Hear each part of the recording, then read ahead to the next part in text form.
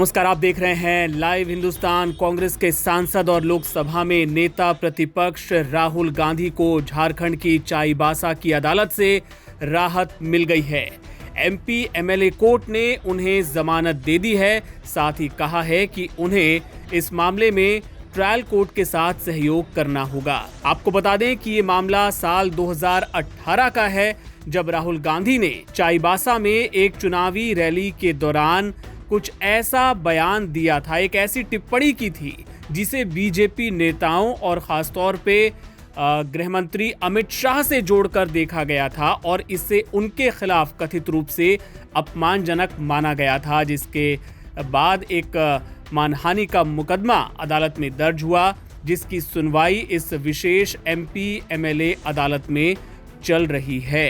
आपको बता दें कि अदालत में आज जब राहुल गांधी पेश हुए तो लगभग 20 मिनट के आसपास वो अदालत में मौजूद थे।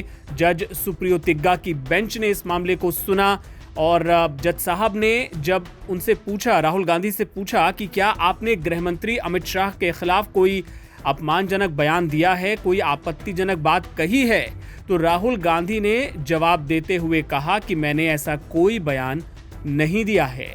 कोर्ट ने उनका बयान सुनने के बाद उनको जमानत दे दी है और अब इस याचिका पर आगे गवाही की जो प्रक्रिया है वो शुरू होगी। आपको बता दें कि बीजेपी नेता प्रताप कटियार की ओर से ये याचिका दायर की गई है और अब इस मामले में जो आगे की कार्रवाई है वो शुरू होगी।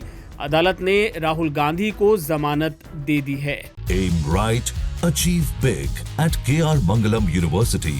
We provide you the platform to turn your dreams into reality at KR Mangalam University.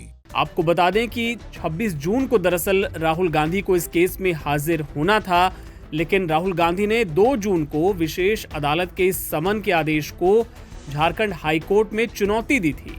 High court ने उन्हें 26 जून को अदालत में पेश होने का निर्देश दिया था, लेकिन उनके वकील ने अदालत को सूचित किया कि राहुल गांधी इस तारीख पर उपस्थित नहीं हो पाएंगे और उसके बाद 6 अगस्त की तारीख मुकर्रर की गई थी और ये अंतिम अवसर उनको दिया गया था कि वो अदालत में शामिल हों। दरअसल जमानती वारंट भी जारी हुआ था, लेकिन राहुल गांधी इस मामले में पेश नहीं हो पाए थे।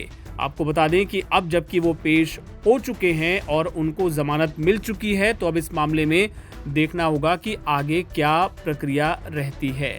आपको बताएं कि इस पूरे मामले में अदालत ने ये भी कहा है कि ट्रायल में राहुल गांधी को सहयोग करना होगा। राहुल गांधी की ओर से अधिवक्ता प्रदीप चंद्रा और दीपांकर रॉय ने कोर्ट के समक्ष राहुल गांधी का पक्ष रखा था। और आपको बता दें कि राहुल गांधी इसके पहले मंगलवार को शिबू सोरेन के अंतिम संस्कार में शामिल हुए।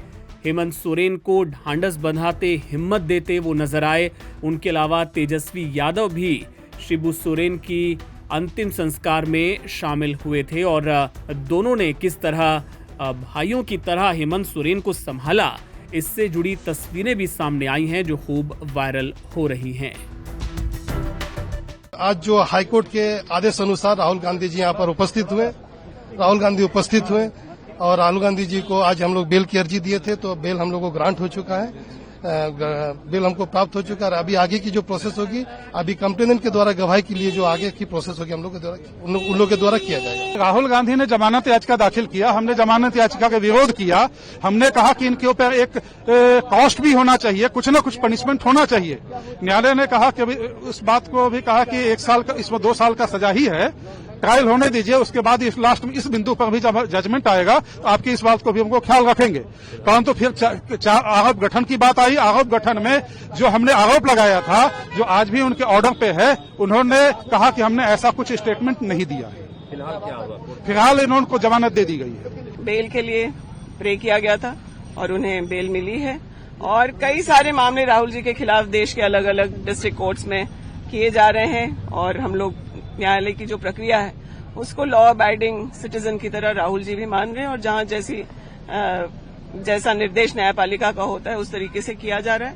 लेकिन हम लोग ये मानते हैं कि राहुल जी के सत्य को शायद पहचानने में लोगों को देर हो रही है और अब तो केंद्र सरकार भी, आप देख रहे होंगे कई मामलों में, चाहे वो पुलवामा का मामला हो, चाइना से रिलेटेड मामला हो, सेना पर कही गई बातें या फिर किसानों की बातें हैं, उस पर केंद्र सरकार को बार बार यू टर्न लेना पड़ रहा है। तो सत्य समय से शायद बाहर आ ही जाएगा और हम लोग को न्यायपालिका पे पूरा भरोसा है, जो सत्य है वो साबित होगा।